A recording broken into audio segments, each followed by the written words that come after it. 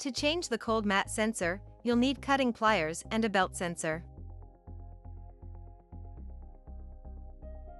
All operations must be carried out by habilitated persons. To access the cold mat sensor, it may be necessary to remove the cold tray. The cold mat sensor is located here.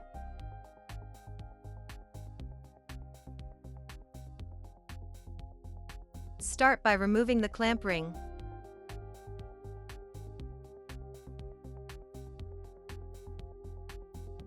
Disconnect the cold mat sensor.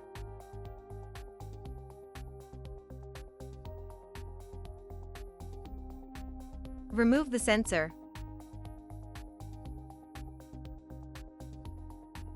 Place and connect the new belt sensor.